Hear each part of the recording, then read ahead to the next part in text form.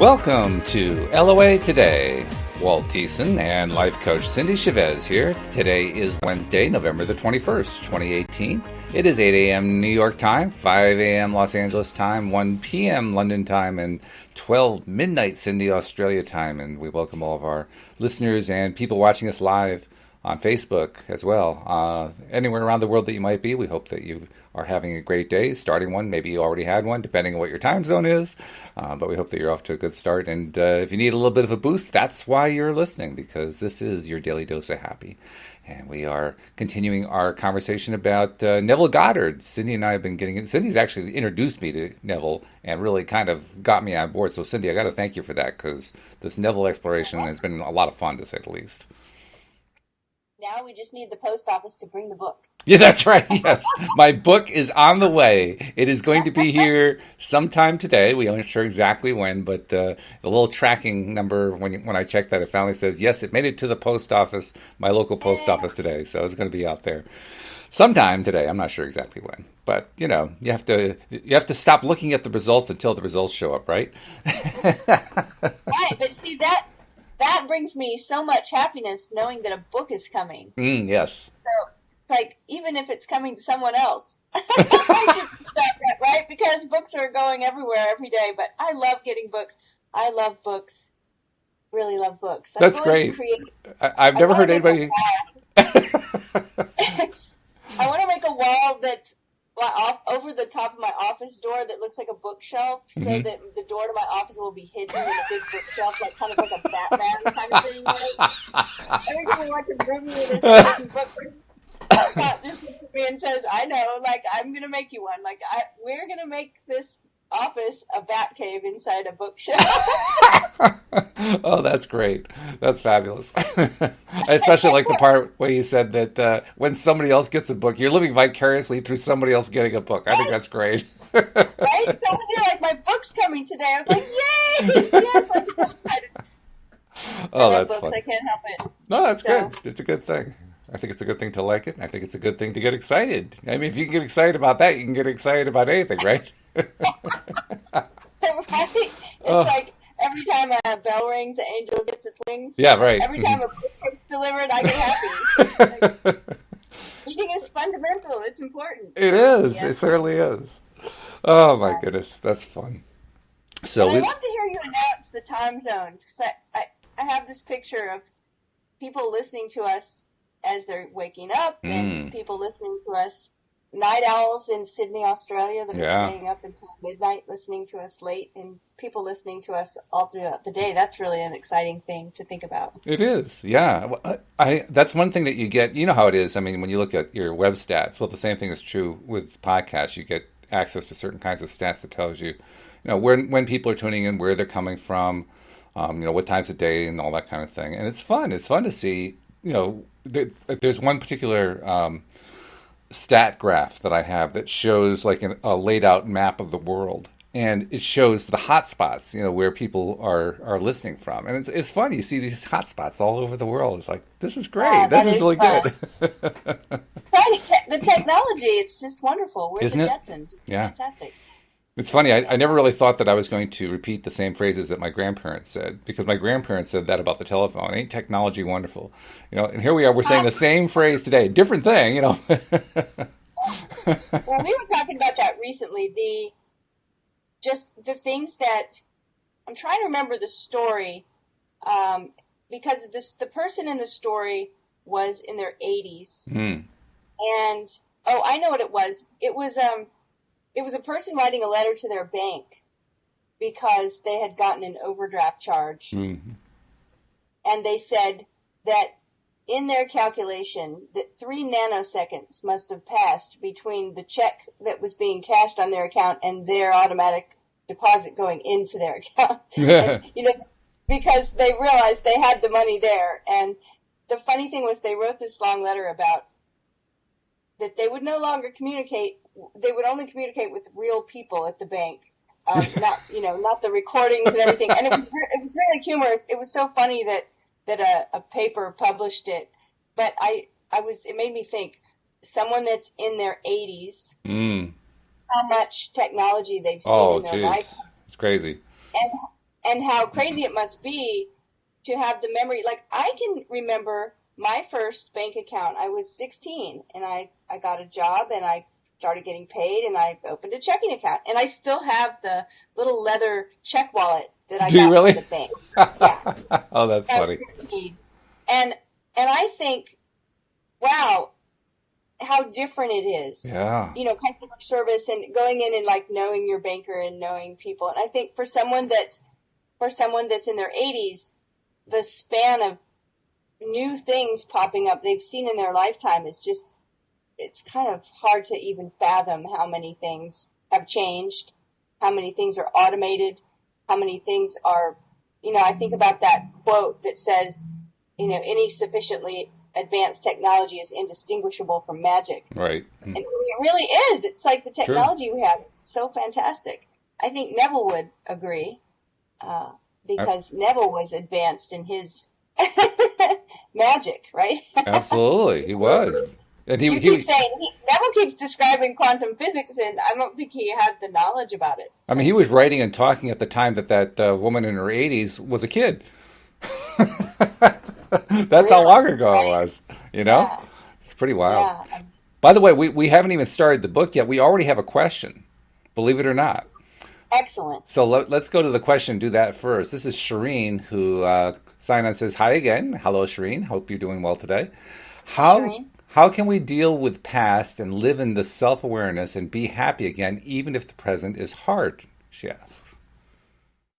Yeah. Well, I mean, I think that's why we want to do it. Yeah, right. Present can be hard. Yeah. Yeah. And I think we do it in our imagination. I mean, that's the point, is that we talked about this in an earlier book when Neville uses the phrase, I think it was the book Out of This World. He talks about the phrase, a larger dimensional space. Mm. And we talked about, he calls it the fourth dimension, and it's the imagination. It's where we are when we're using our imagination. Kind of think about when you fall asleep and you have a dream. Mm-hmm. And sometimes dreams, I think we've all had at least one dream in our life where we wake up and think, oh my goodness, that was so real. Or I know I've remembered a dream before in the middle of the day and thought, wait, did I dream this or did this really happen? Right. Did so-and-so call or was that a dream? I was like, and so he is saying that when we're using our imagination or when we're dreaming, that we're actually inhabiting a larger dimensional space. Mm-hmm. And so we're not in the same space that feels hard, that thing that's going on in our life that's difficult right now. When we let ourselves use our imagination, we enter another space. And in that space, those things that we want have already happened or are happening. We're in the present moment time of experiencing those things. And to me, that's how. That's Mm-hmm. the how. Yeah. Because I think that was the question, is how do we? Exactly. Right? We're always wondering about the how, but that's the how. The how is use your imagination. Good point. Because we usually want to make the how some sort of an action point. We want to take some kind of action, even an inspired action. Got to do something to make this thing come true that we've been wishing for. But as you're pointing out, the only real how, the only one that really matters, is what's going on inside between our ears. And right. When we use that how is the effective one. It's the ones that are outside that you can help manifest things by doing the outside, the external actions. But it's so much easier and more effective when we learn to do it with the inside.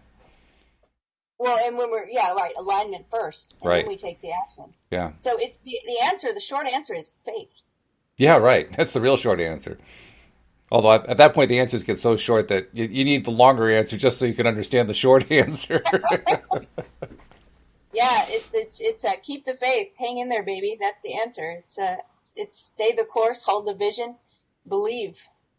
And I think it's frequency too. I'm becoming more and more convinced that the more time we spend on that imagining step, of playing it out in our head and just visualizing it and feeling it and experiencing it in our minds, until, as Neville says, until it starts to harden into reality. The more that we do that, the quicker it's going to happen, because we're getting more and more into that vibrational state, and we are actively doing the hardening. We're doing the focusing that needs to happen in order for it to harden. That's what I've been trying to remind myself of the last few days, particularly because I'm like Shireen. I think you are too. We all get impatient at times. We all get in that mode of like, how am I going to make this happen? Well, you do it through imagination. That's your how.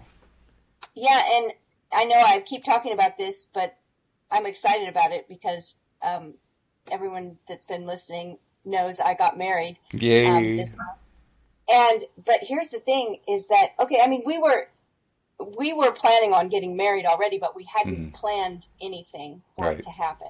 Mm-hmm. But here's the thing I want to point out is that my vignette wasn't about me getting married. Right.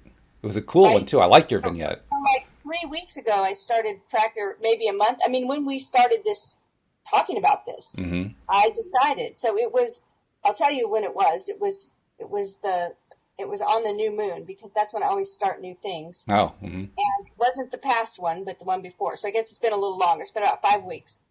I started practicing a vignette for something different that hasn't hardened into reality yet. Completely. Mm-hmm. But in the vignette, I was wearing a wedding ring. Mm-hmm. And that part's happened.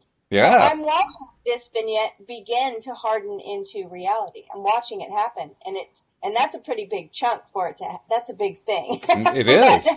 Well, especially when you first described it to me, you described how after the ceremony you were out to lunch with the rabbi who performed the ceremony, and during that out to lunch time is when the entire vignette played out exactly the way you imagined it. And I'm thinking that is so cool. well, actually, it was because the vignette was just a celebration of something happening. Mm-hmm. And in the vignette, I had a wedding ring on, and we were toasting. That's it. That was pretty much the whole vignette. Right. But we weren't toasting the wedding. We were toasting the other thing that I'm creating. Which is okay. Right? And so this actually, the toast and everything actually happened, the 2 nights before the wedding when we finalized, like, okay, we're going to do this. That's a cool point you made, by the way. That it wasn't the exact vignette for the event. It was a vignette for a different event, but there was so much overlap that they merged together. They kind of coalesced right before your eyes. And so I can't stop smiling because I'm like, oh yeah, this is all happening. Everything that, and I was telling you before the show today, and we talked yesterday about stepping into an identity, and I guess it was last October, I decided. I should go back in my journal and get the date, but there were some things that I really wanted, and one of them was to do a podcast, and one of them was to have a writing gig, like a solid gig where I was writing for some publication all the time, and the other one was to be known for my card reading, and wow, in November, it's been a year yesterday. Yeah. And when I agreed to do the podcast. I'm so glad you did. Podcasts, right. And then in March, so a few months later, someone asked me to write for them, and I've written dozens of essays for them. And then shortly after that, maybe a few months ago, I was invited to contribute to a book that became a bestseller about reading cards. And wow. 2 of my mentors, one of them who I don't know, I've idolized this person because she is like the foremost expert. She contributed to the book too. So it's like one of my all-time favorites was in the same book I was in. And all of that, just kind of thinking about it now, it's like amazing. It sort of fell into my lap. That's cool. I do talk to people, right? And I hear when there's an opportunity. I mean, I think you can't stay in your house and never meet anyone. You have to. But I didn't work hard to make these things happen at all. Walt knows. He reached out to me out of the blue. That's true. I just got this email and went, oh my goodness. Like I just said like a week or so ago, I really want to do a podcast. But I just don't want to have to be the one that does all the technology behind it. I'm doing too much technology already. And boom, there it came. Yep. So, yeah. So that's how you hang in there, is that you start getting some experience with actually, I mean, even telling my story, you don't know what this does for me to look back and realize, wow, okay, I just got to keep going. Yeah, it's kind of awe-inspiring to say the least. And by the way, I want to acknowledge some more people who have tuned into the live stream. Let's see, Hannah is here. Hello, Hannah. And Nasha joined, and she also said hello. And Rose is here. So thank you all who are joining the live stream of the podcast. We're really glad that you're here, and we're looking forward to getting into the book that we've been talking about. Yes. Do we have any promotions we want to do first? We should probably do the promotions. And in fact, I can already report that before we've done the promotions, I got a notification that one of these people had already fulfilled the promotion. So thank you for doing that. Yes, see, hardening into fact. That's right.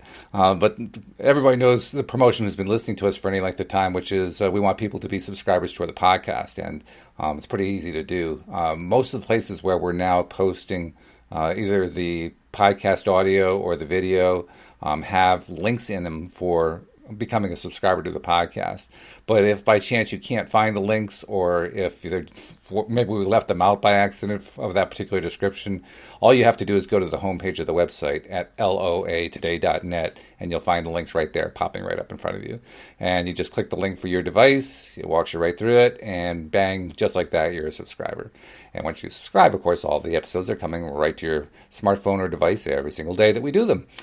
And then once you're a subscriber, we also want you to be posting about them. And I got to tell you, Cindie, yesterday, after we did the promo yesterday, asking people to put out on social media that they're listening to or watching loatoday.net, I got one post from somebody, or one comment from somebody saying, I've been doing it every single day. And, I went to check her timeline, and there was our video on her timeline. So I just wanted I want to thank her for that, and to thank everybody who is helping to share the word that your Daily Dose of Happy is out there and that you've been listening to it, because that really makes a huge, huge difference, not just from a social media algorithm perspective, but from a law of attraction perspective. Right? Yeah, thank you so much. Yeah, absolutely. In fact, she even said it in her comment to me when she told me that she was a listener and that she was helping to promote it. She says she believes in paying it forward. I thought, what a great way to express it. That's really nice. Yes, thank you so much. That's Yes. so true. Is putting out into the world the things that you want to come back to you. Absolutely. Right, exactly. Yeah. Yay, many blessings. Thank you. Absolutely.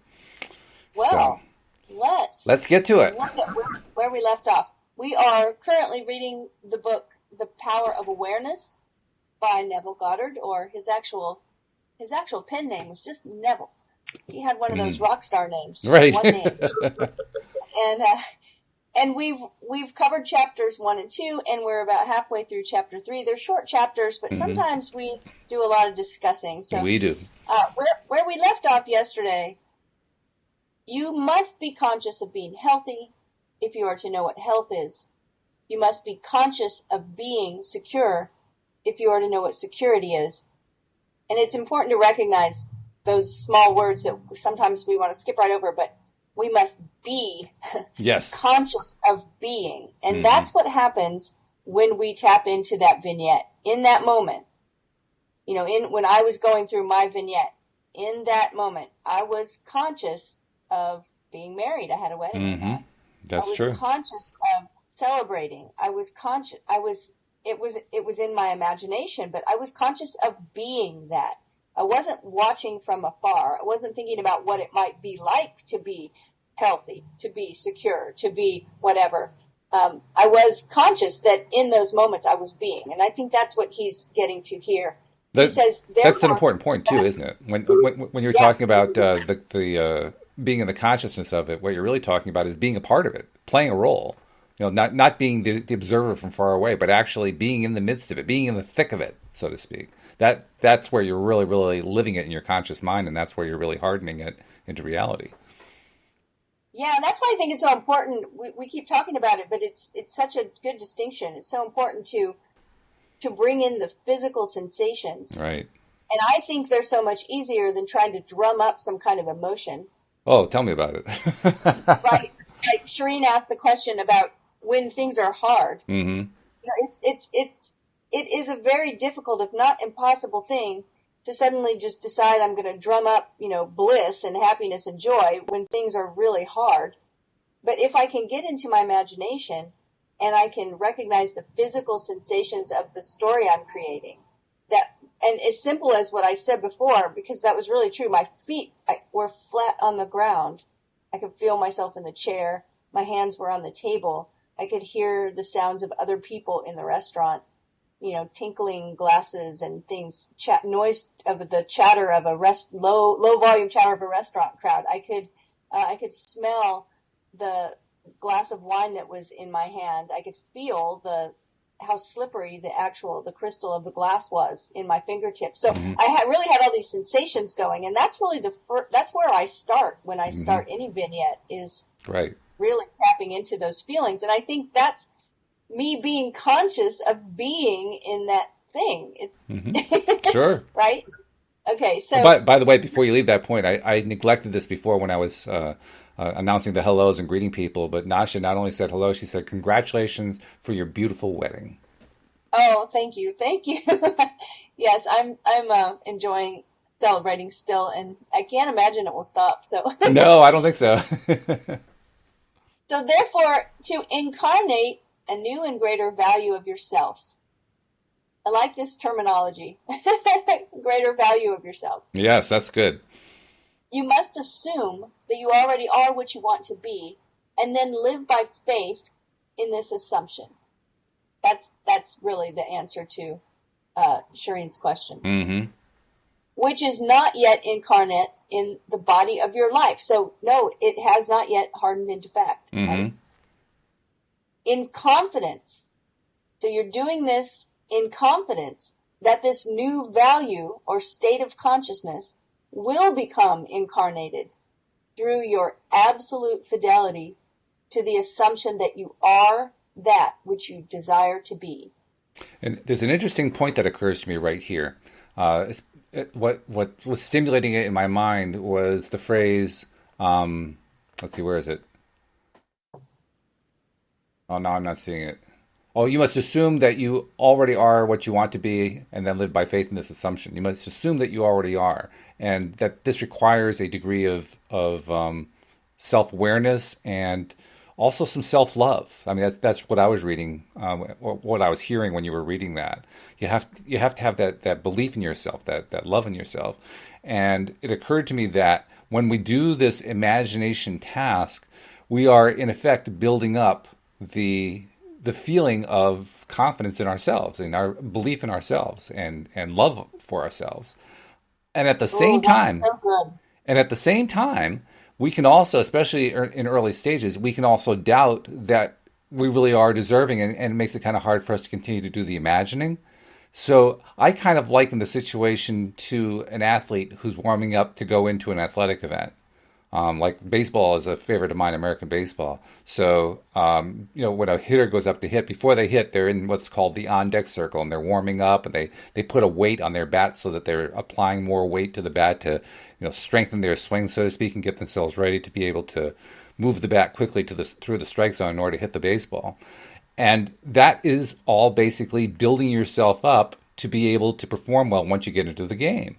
Well, we can do the same kind of things with imagination. We don't have to wait until we're imagining to build up our self-esteem. We can simply count on the fact that when we get in the game, we will be building up the self-esteem. But we can also do it through other means. We can build ourselves up through, mirror exercises or the various other modalities that people engage in.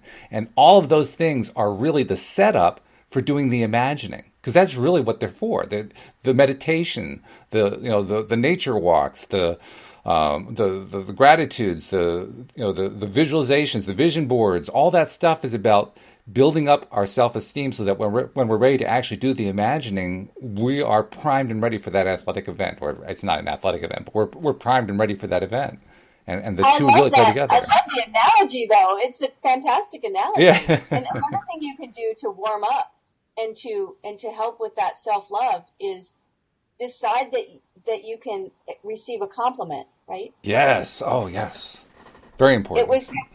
It was so funny. Like, just say thank you. That's it. That's the whole class on how to receive a compliment. Right. Just say thank you. That's it. It's funny. I was thinking about this the other day, and we had been talking about it over here. And then I walked into an office and said to a woman standing there, "Oh, I love your sweater." And she said, "Oh, this whole thing she just deflected and deflected. And I thought, oh, that's funny because we had literally just had a conversation about receiving compliments. Right. And so just try it today, and you might be surprised at how many times you get complimented and you don't even recognize it. Well, we attract them, don't we? Right? We attract everything that comes into our lives. So when we focus on, yep, I'm going to be better at taking compliments, we get the opportunity to test it fairly quickly. Yep. So go test it out today. Yep. And I think you are all wonderful. Well, thank you very much. So Neville says, your absolute fidelity, right? This is how the thing becomes hardened into a reality, through your absolute fidelity to the assumption that you are that which you desire to be. Mm-hmm. This is what wholeness means, what integrity means. They mean submission of the whole self to the feeling of the wish fulfilled, in certainty that a new state of consciousness is the renewing of mind which transforms. I love that one. That's getting highlighted in my actual book. The submission of the whole self to the feeling of the wish fulfilled. You see, it's really important in all types of magic and creation that we have a united will. Mm. And that means that your subconscious and your conscious, your inner world and your outer world, they're all in alignment. We talk about alignment a lot. That's what he's talking about here when he says your whole self. You know, somebody says, oh, I have mixed emotions about that. Mm. Hey, do you want to do this? Part of me wants to, part of me doesn't. Well, it's got to be all of me wants to. Mm-hmm. One of my favorite friends says a full body yes. Yes, right. Right, when somebody asks you if you want to do something and there is no hesitation, you know, ask a little kid if they want to go to Disney World or something. Yes. Yes, that's a full-body yes. Like they don't, no hesitation. They don't say, part of me wants to go. Right, so That's the kind of thing that becomes a YouTube video that goes viral, right? The kid jumping up and down or something. That's interesting that you say that, because why would that be? Because it's the top of the emotional range. True. It's like joy. Yeah. And everybody can feel it, and it feels so good. So our whole self. He goes on to say there's no order in nature corresponding to this willing submission of the self to the ideal beyond the self. That's a strange phrase. Well, I had to read it. I had to really think about it. And he goes on to let it unfold a little bit, so we'll keep going. But it's really interesting to think about. He says, therefore, it's the height of folly to expect the incarnation of a new and greater concept of self to come about by natural evolutionary process. That which requires a state of consciousness to produce its effect, obviously, cannot be effected without such a state of consciousness. And in your ability to assume the feeling of a greater life, to assume a new concept of yourself, you possess what the rest of nature does not possess. Imagination, the instrument by which you create your world. So that makes more sense. Your imagination is the instrument. That means whereby your redemption from slavery, sickness, poverty is effected. Mm-hmm. If you refuse to assume the responsibility of the incarnation of a new and higher concept of yourself, then you reject the means, the only means, whereby your redemption, that is the attainment of your ideal, can be effected. Yeah, this is a good segment where you really need to have that Neville decoder ring, because he uses words so differently from the way we're used to using them. But so we'll go back up to the there's no order in nature, right, and recognize that, okay, like there's no place where we can watch this unfold, where we can use some other part of nature's example of tapping into imagination to create something different. Mm-hmm. Absolutely. Hey, before we go further, just stepping back for a moment to our discussion about appreciation and gratitude and accepting and taking a compliment. Nasha asked a question: how exactly do we say thank you? Please shed some light on this, which is an interesting question. In other words, a lot of times when someone else wants to give us something, even if sometimes it's not a compliment, it's an actual gift. Mm-hmm.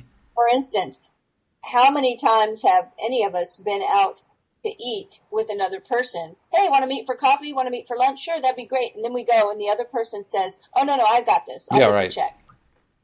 Yep. And we say, no, I'll pay for or let me get it, or I'll pay for my own. No, here, I want to pay for myself. Here, instead of saying, thank you. Mm-hmm.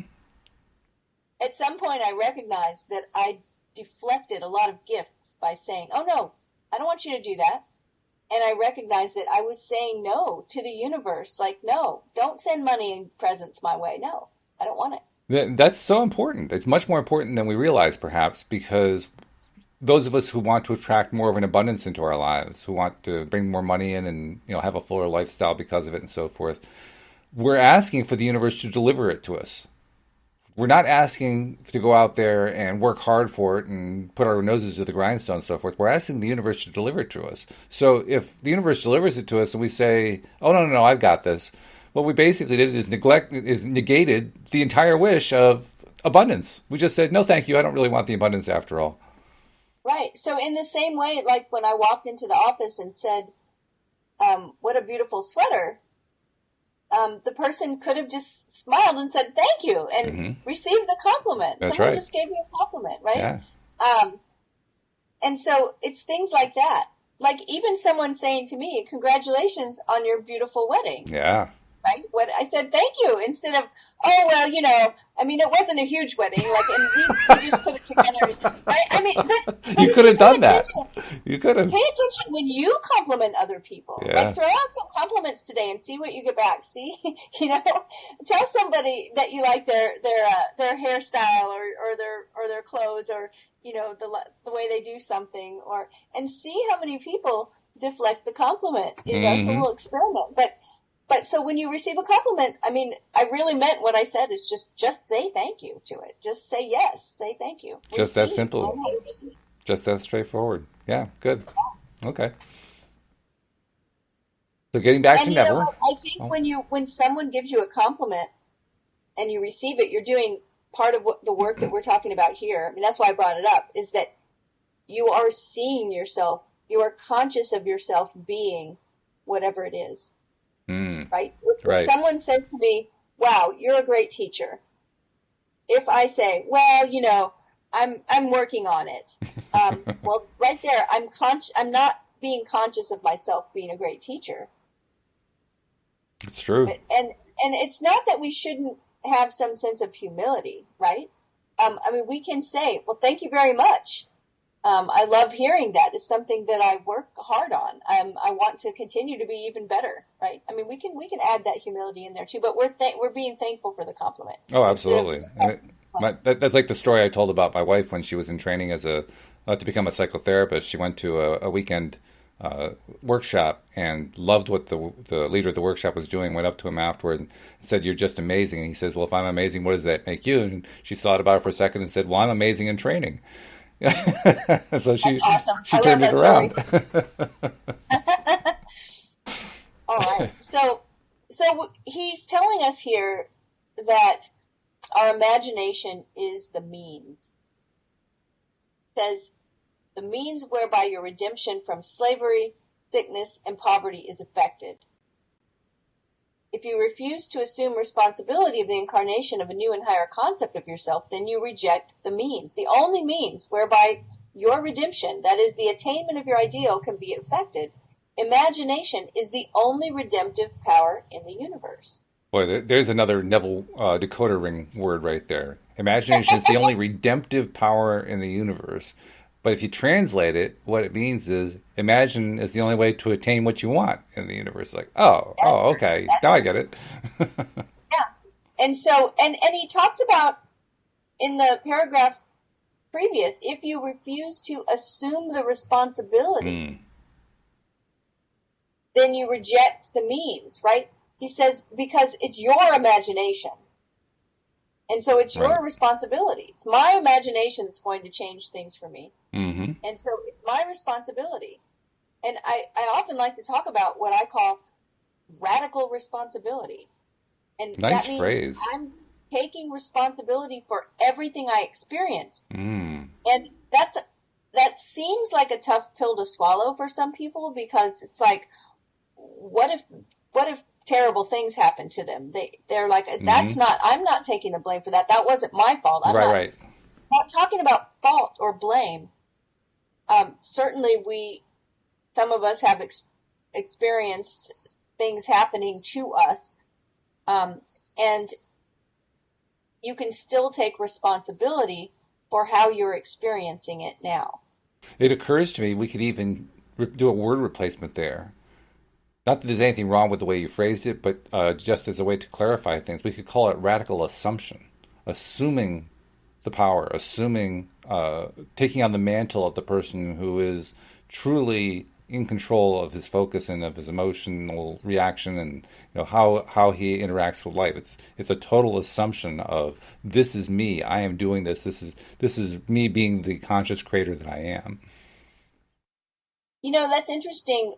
When you said that, I thought about stories. When we watch a movie or a fairy tale or a story, and we see the hero of the story, and maybe it's a superhero, someone who has powers, because we're talking about the powers we have, right? Yep, that's true. Yeah. Imagination is the only redemptive power in the universe.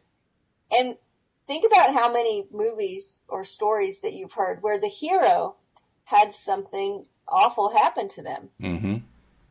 And yet they overcame it, and they used their own power to fix it, to overcome it, to redeem themselves from whatever it was. Mm-hmm.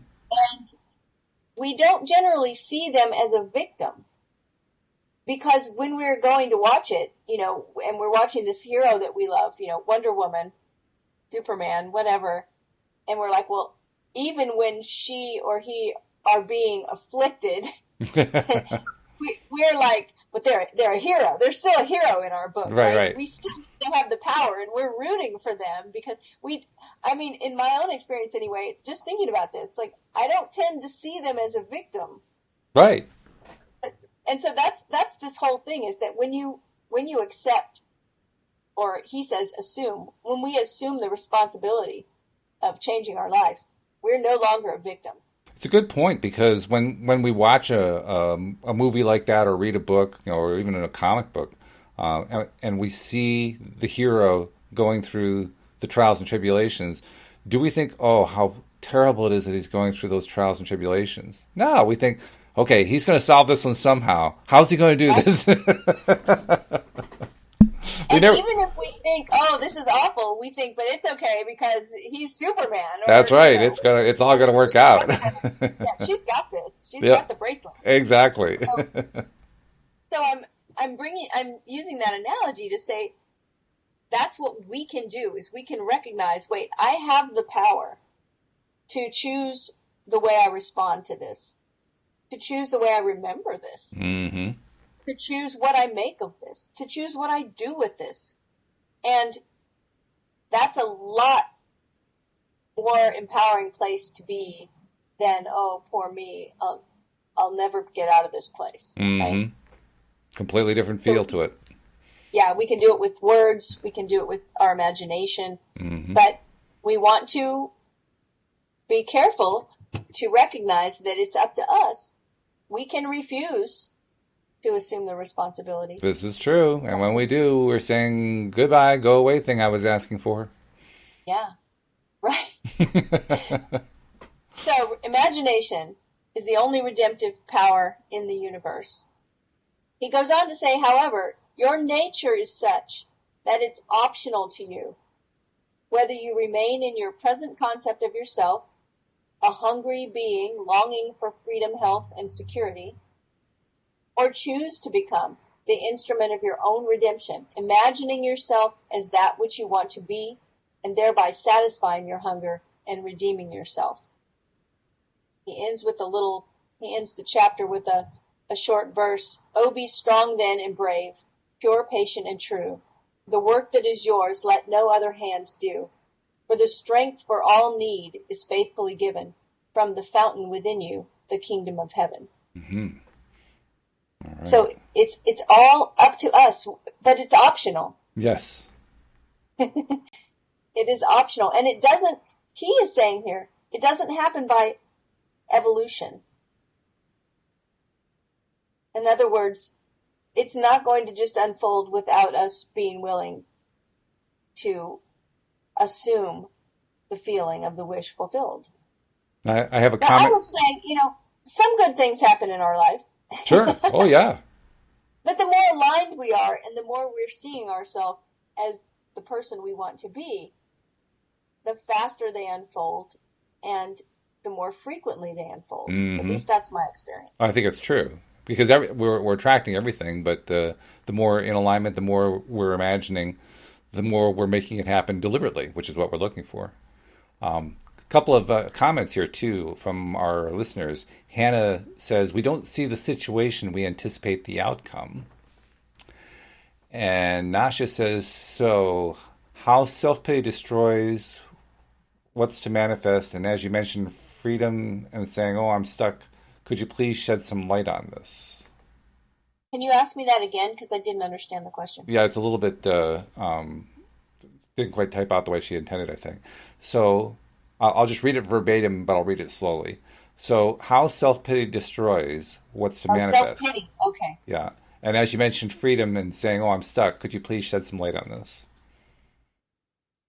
Well, what happens when we feel sorry for ourselves, and we all have had that experience.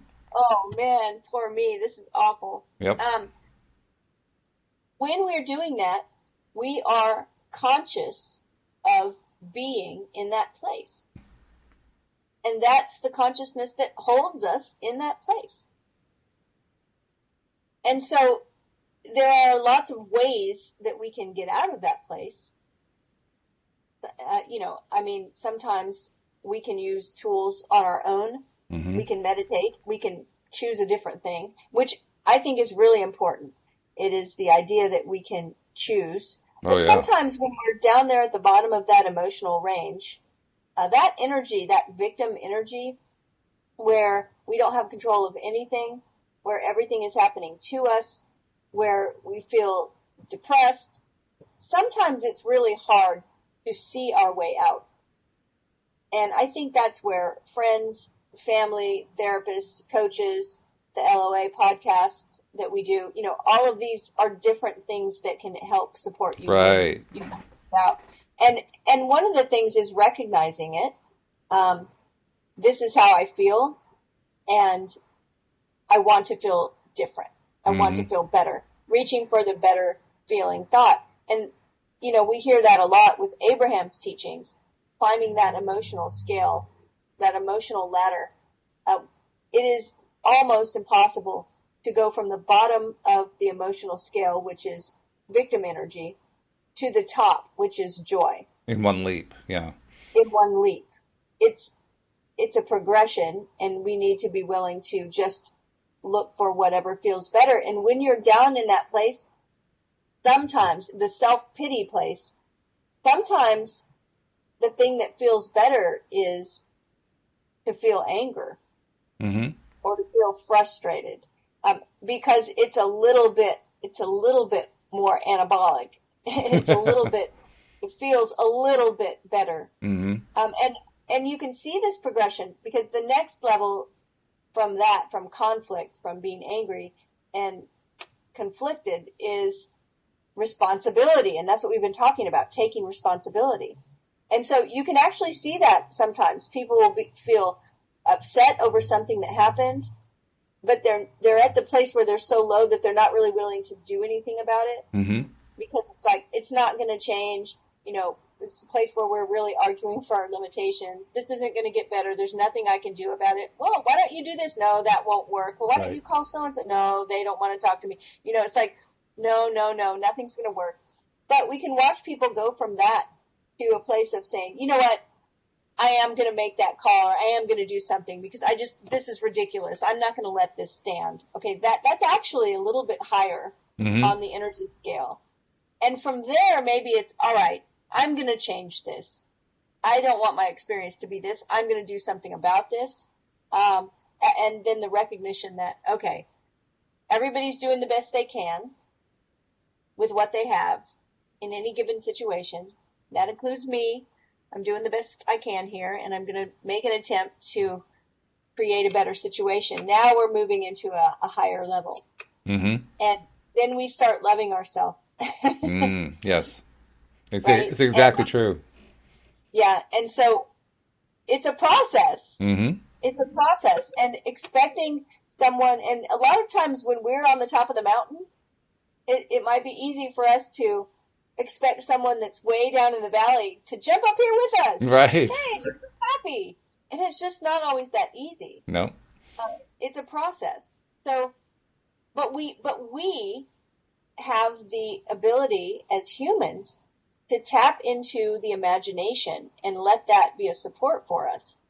I think that's important to remember, is that it's optional whether we remain in that present concept of myself where everything happens to me and I have no power and things really suck and life is terrible and I can stay there if I want to. Mm-hmm.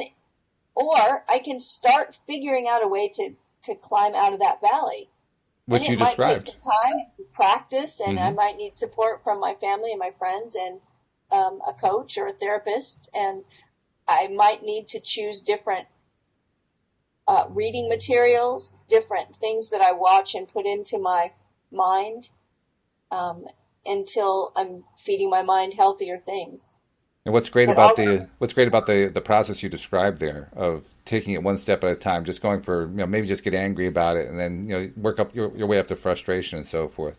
What that process does best, I think, is it encourages us to do the one thing we really have needed to do all along in that. And that is to just simply start focusing on what we want. The thing is that when we're in that bad place, that seems impossible. It seems impossible to focus on what we want because what we want is so high up there. It's so nice. It's so lovely. It's just completely out of reach. But the act of taking those little baby steps is kind of the way of like backing into it almost, right? It's almost like we're just kind of nudging ourselves to turn around and say, oh, okay, I'm going to try this imagination thing again. But just doing it one small step at a time. And I spoke with someone recently who had created a vignette, and I was so excited to hear about it because it's important. We keep stressing this, and Neville stresses it, but that thing that you are imagining is small. Mm. It's short. Right. If it were written down, I could type it out to you in a few sentences. Yes. It's not a book. It's not a novel.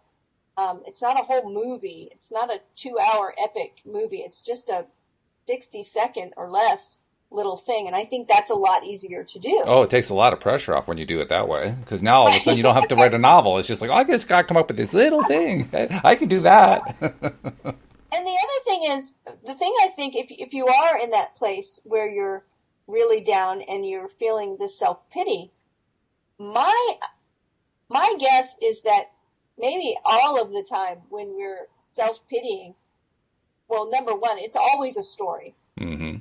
It's a story that we're telling ourselves about our situation. We're making our current situation mean something about ourselves, and that's the story that we're telling over and over. And sometimes it involves other people or conversations or events that happened in the past. And True. If that's the case, this is where Neville's revision comes in so handy. The pruning shears. We can imagine, I tell the story before. I used to teach an intensive intuitive art class. It lasted for a weekend. And the very first thing that I would do with my students is we would sit in a circle and we would get to know each other. And I would have everybody share their very first memory of making art. Usually it involved crayons because most people's first memory of making art was finger painting crayons or something like that. Kindergarten, right. They were 3 years old or something. And oftentimes, like 85% of the time, the story was not a happy one. Mm. And I've heard so many stories. I've heard stories where someone said they were coloring away, they were drawing a horse, they were so happy, 5 years old or something, just coloring away. And the teacher came over and said, well, you're not very good at drawing, so Ugh. we're gonna take you over here and teach you how to do this other thing. Let's Right. go play ball or whatever. And I think, okay, these people in my course were anywhere from mid-30s to, I think we had a student that was in their 70s. So I'm like, here's a person, let's say 60 years old, that has been holding on to this one little story about themselves since they were 5. Yeah. So for 55 years, they feel bad because they've heard someone say to them, you're not very good at this. This is the perfect instance for Neville's revision. This is right? true. Because most of those things are usually short statements. We may have a lot of them, but they're just one little instance of someone saying something that really took us down. Mm-hmm. And it affected our concept of ourselves. Oh, yeah. So this is where you can reimagine it happening in a way, maybe the teacher, reimagining the teacher saying, wow, every time I see you drawing, you're just getting better and better. Mm-hmm. That's a really short vignette. And it can take some time I think to learn to do that. It can take some time because we have this belief that, oh, well, that I can't change what really happened. I can't, that would be lying. That would be cheating. That wouldn't be the right thing to do. So it can be a little bit of a challenge at first to make those revisions, but we can do it one little bit at a time. Right, because your brain has grown these neural connections Right. because it's been remembering this thing over and over. And every time you remember something, you recreate the memory, and it's slightly different. Mm-hmm. And it's like, so who knows what really happened 55 years ago, right? Mm. It may have changed, and the feelings may be even more charged because every time we've remembered it, it's been really painful. But when we start to change it, that's why it's good if we pick something small that we can just remember over and over. Yes, there may be that argument that comes up that says, well, that's not really what happened. But what we want to do is intend that I'm just imagining this because it feels better. So that's my whole reason for spending this 10 seconds on this vignette, or 60 seconds, or however much time, is because it feels better. It feels better to my brain, to my body, to my heart. Yes. It feels better. And I'm just doing it because it's really starting to feel good now. Every time I have this thought that I was a little child and I was coloring away and I was having so much fun, and the teacher came up and said, wow, looking good. Mm-hmm. Yeah. And It feels good to remember it that way. And you know feels what? much better. It's just a memory at this point. Mm-hmm. There's no physical component to it. That's true. It's in the past. It's completely nebulous. And so, you know what? We get to remember it how we want to remember it in those moments that we're consciously enjoying our imagination. And for those people who are still kind of married to the idea, well, I still can't change it because it's the past, so it would be really wrong to remember it differently. I would like to tell them about something they may not be aware of. It's kind of a negative topic, but it has a really good point, so bear with me. When prosecutors in a court system are prosecuting a case, one of the biggest frustrations they run into is that they can have 5 eyewitnesses to the crime, and all 5 will have a completely different story about what happened. And, This is true. And even in the process of bringing them up on the stand one by one and having them tell their stories, the stories will change. Not because they're being dishonest, but just because of the way memory works. Our memories are imperfect. Our memories are based on what pieces of the scene stuck with us. And we might even, it's even possible, this does actually happen quite a bit, for people to observe a scene and they change the way the scene played out because it matches their expectations better than what actually happened. So, if you're concerned about, well, telling the truth that's not what really happened, guess what? You revise the truth all the time. You may not be realizing it, but you're actually revising the truth. And it's not because there's anything wrong with you. It's not because there's that you're a bad person or you're lying or anything. It's just memory changes. And that's okay. It's okay for memory to change. Well, and here's the thing, is that because it's something in the past, when we do this revision in the memory, what it is changing is our concept of ourself. Mm-hmm. That's because right. remember that our subconscious doesn't make a judgment. It just says, okay, that's cool. Let's do that. Mm-hmm.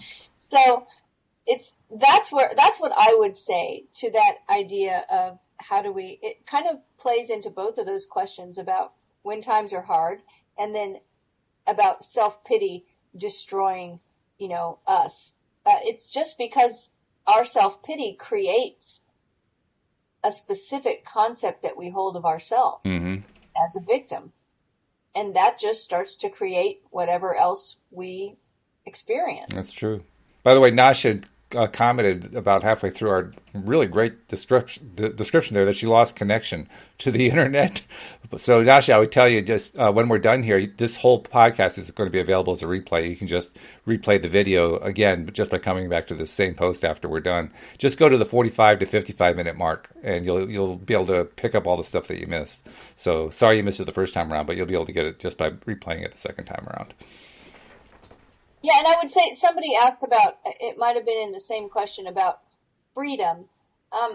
When Neville talks about freedom right here, where he says, however, your nature is such that it's optional to you whether you remain in your present concept of yourself, and it's in parentheses, a hungry being longing for freedom, health, and security. Freedom and health, security, and I will add in love.